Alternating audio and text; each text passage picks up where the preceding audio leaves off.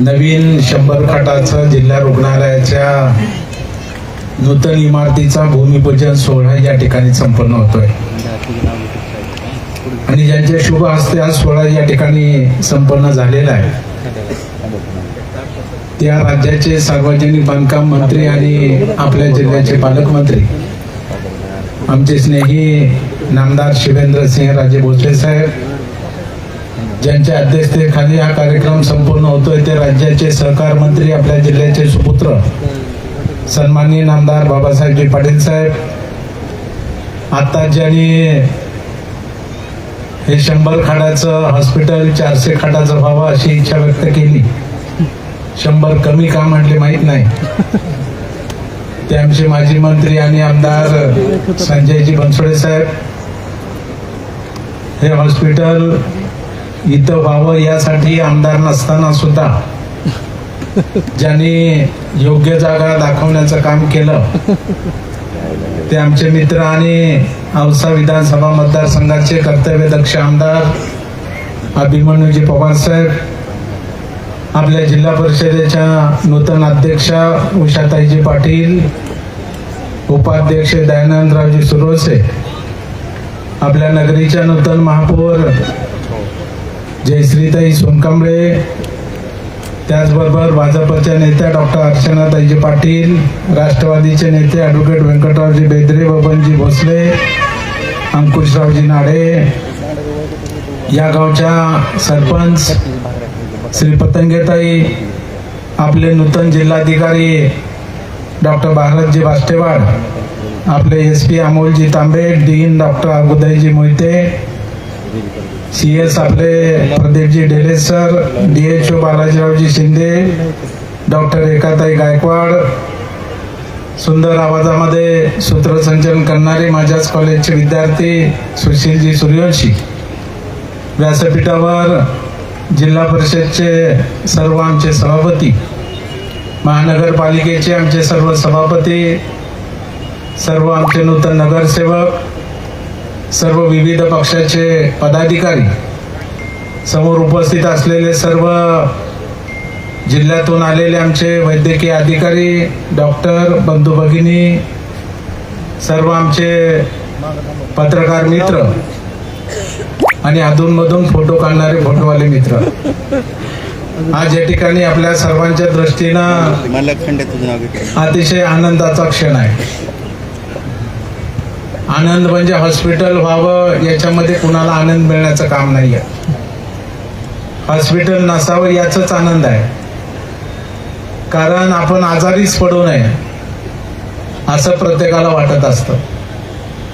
परंतु दिवसेंदिवस वाढती लोकसंख्या आणि जीवनशैली बदलत चाललेली आहे, त्यामुळं हॉस्पिटलची गरज दिवसेंदिवस वाढत आहे.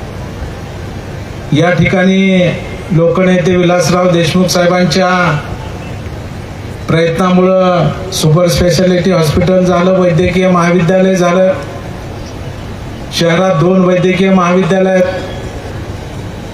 एक 3रं आयुर्वेदिक महाविद्यालय, 4थं होमिओपॅथिक महाविद्यालय, आणि हे सगळं असून सुद्धा अजूनही आम्हाला जिल्हा रुग्णालयाची आवश्यकता होती आणि म्हणून ते लातूरच्या शहराजवळ व्हावं, जेणेकरून येणाऱ्या रुग्णाला सोयीचं होईल.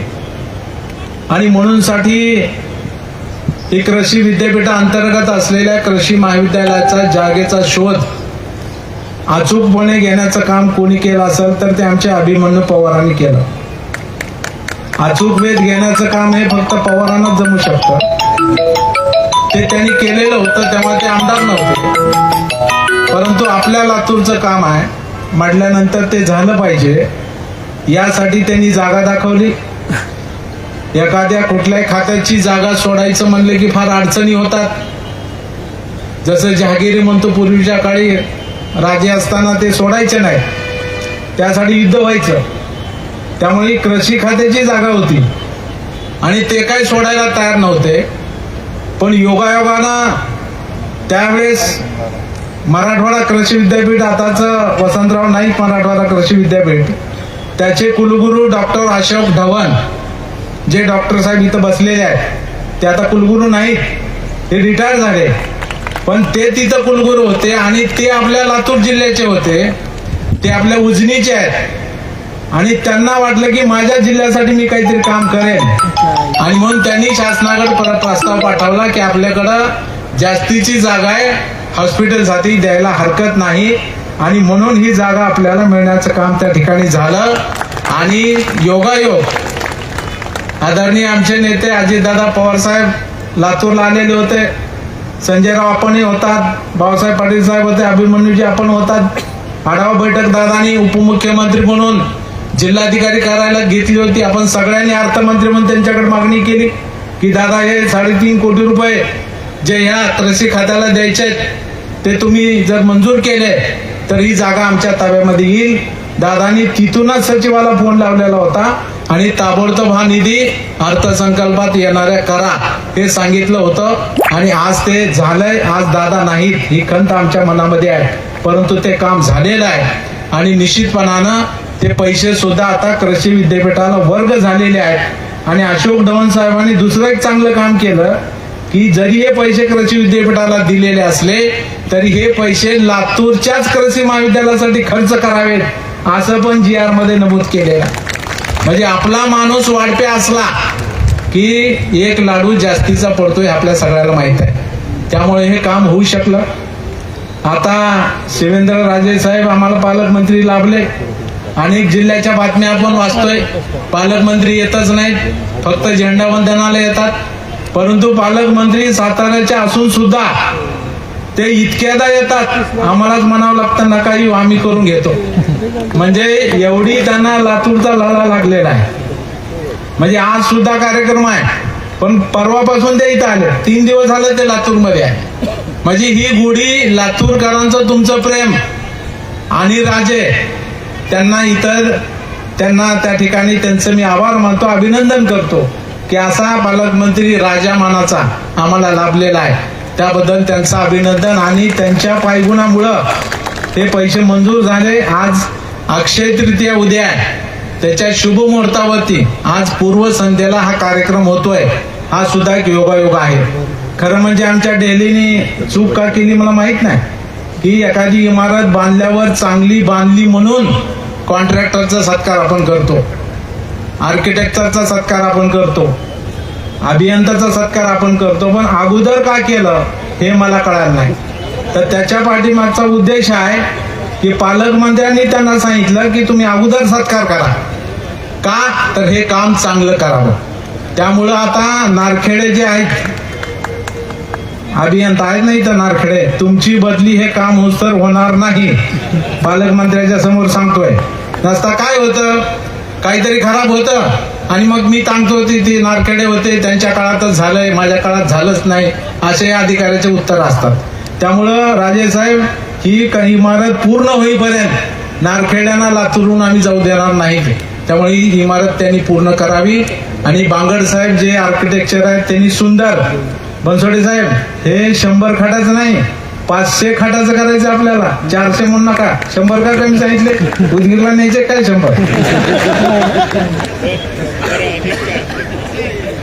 100 अधिक 400 म्हणायचं होतं त्यांना, पण मला वाटलं 100 तिकडे न्यायचेत का काय. 500 खाटाचं, हा तर हे 500 खाटाचाच प्लॅन बनवलेला आहे. हा जो प्लॅन आपण आता बघितला तो 500 खाटाच्या दृष्टीनंच बनवलेला आहे. सुरुवातीला फक्त 31 कोटीची मुख्य इमारत होणार आणि बाजूला जे काही इमारती लागणार त्यासाठी जवळपास 300 कोटी रुपये आपल्याला लागणार आहेत.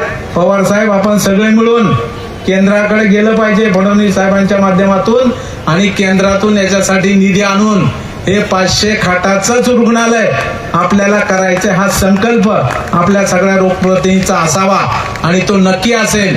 ही ग्वाही सुद्धा या निमित्तानं मी आपल्याला या ठिकाणी देतो.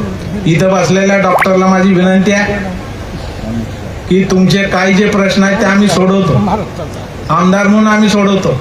फक्त तुम्ही दिल्या घरी सुखी राहा. जिथं तुम्हाला पदस्थापना दिली तिथं राहा, दिवसभर तरी राहा. संध्याकाळी कुठं जात मला माहित नाही, पण किमान दिवसभर तरी तिथं तुम्ही लोकांना भेटा. काय होतं की रेणापूरला काही पेशंट आला की लगेच पुढे पाठवा लातूरला जा. अरे रेणापूरला कशाला दवाखाना उघडला, पुढे पाठवाय उघडला का? जे तुम्हाला होतं ते तरी करा. फार सिरियस असेल तर पुढे पाठवू ना, पण काहीच करायचं नाही म्हणून आलेला पेशंट पुढे पाठवायचं लातूरला जा. सगळी गर्दी इथंच आणि तुम्ही काय निवांत बसणार का? तुमच्याकडे जी पेशंट येतात त्याला तपासा, उपचार करा. जखमी असेल तर तिथं बरं होतं तर तिथंच बरं का. इकडला लोड कमी करा ना. इकडे किती ओपीडी आहे उद्याच्या आपल्याकडे 2700 मला वाटतं. कुठून हँडल करायचे?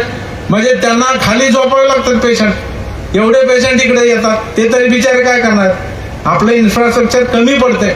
आपण जर सगळीकडे ही येणारा फ्लो कमी केला, कारण हे आपलं लातूर हे योगायोगानं कर्नाटक तेलंगणाच्या बाउंड्रीवरती आहे, तिकडले पण पेशंट आपल्याकडे येतात. त्यामुळे ही गरज आपल्याला आहेच. त्यामुळे हे हॉस्पिटल निश्चितपणाने चांगलं व्हावं यासाठी तुम्ही आम्ही सगळे काळजी घेऊ. तर जिल्हाधिकारी साहेब नवीन आलेत, पायगुण म्हणावं लागेल. तुम्ही आल्या तुमच्याच काळामध्ये याचं भूमिपूजन होत आहे, पण तहसीलदार पुढे बसलेत.